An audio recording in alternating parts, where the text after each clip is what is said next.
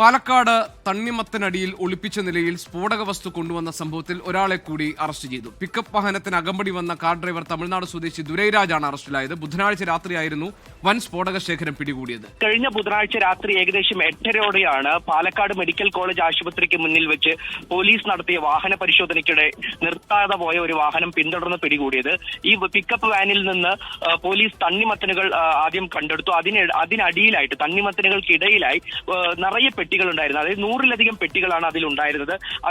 അത് പോലീസ് ആ പെട്ടികൾ പൊളിച്ചു നോക്കിയപ്പോഴാണ് മനസ്സിലായത് 18,000 ജെലാറ്റിൻ സ്റ്റിക്കുകളും 4,800 ഡിറ്റനേറ്ററുകളും പോലീസ് അതിൽ നിന്ന് കണ്ടെടുത്തു.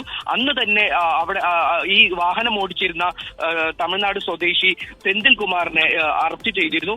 ഈ വാഹനത്തിന് അകമ്പടി വന്ന ഒരു കാർ ഉണ്ടായിരുന്നു. ഈ കാർ ഓടിച്ചിരുന്ന തമിഴ്നാട് സ്വദേശി ദുരൈരാജിനെയാണ് കഴിഞ്ഞ ദിവസം പാലക്കാട് ടൗൺ സൗത്ത് പോലീസ് തമിഴ്നാട്ടിൽ ചെന്ന് അന്വേഷണം നടത്തി ഇയാളെ പിടികൂടിയത്. ഇയാളെ ഇപ്പോൾ പാലക്കാട് ടൗൺ സൗത്ത് പോലീസ് സ്റ്റേഷനിൽ എത്തിച്ചിട്ടുണ്ട്. ഇയാളുടെ അറസ്റ്റ് രേഖപ്പെടുത്തി.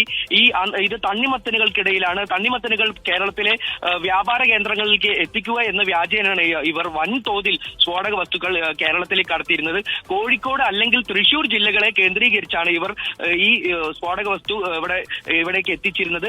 എന്നാൽ ഈ വാഹനം ഓടിച്ചു വന്നിരുന്ന പിക്കപ്പ് വാൻ ഓടിച്ചു വന്നിരുന്ന ഡ്രൈവർക്ക് പോലും അറിയില്ലായിരുന്നു ഇത് എങ്ങോട്ടേക്കാണ് കൊണ്ടുപോകുന്നത്. ഇത് ഇവർ നേരത്തെ തന്നെ പറഞ്ഞുകൂട്ടിയ ഒരു സ്ഥലത്ത് ഈ വാഹനം ഇവർ നിർത്തിയിട്ട് പോകും. അവിടെ നിന്ന് മറ്റൊരു ഡ്രൈവറാണ് ഈ വാഹനം പിന്നെ തുടർന്ന് കൊണ്ടുപോകുക. അപ്പൊ ഇത് എവിടേക്കാ പോകുന്നതെന്ന് ഈ സെന്തിൽ കുമാറിന് പോലും അറിയില്ല. ഇതിന് പിന്നിൽ വൻ മാഫിയകൾ ഉണ്ടെന്നാണ് പോലീസിന് ലഭിക്കുന്ന വിവരം. ഇത് കോറി ആവശ്യങ്ങൾക്ക്, അതായത് കരിങ്കൽ കോറി ആവശ്യങ്ങൾക്കായാണ് കൂടുതൽ ഉപയോഗിക്കുന്നതാണ് പോലീസിന്റെ കണ്ടെത്തൽ. എന്നാലും പോലീസ് ഈ വിഷയവുമായി ബന്ധപ്പെട്ട് കൂടുതൽ അന്വേഷണം നടത്തി വരികയാണ്. വരും ദിവസങ്ങളിലും കൂടുതൽ അറസ്റ്റ് ഉണ്ടാവാൻ സാധ്യതയുണ്ട്. തമിഴ്നാട് കേന്ദ്രീകരിച്ചാണ് പോലീസ് ഇപ്പോൾ അന്വേഷണം നടത്തി വരുന്നത്. ഇനിയും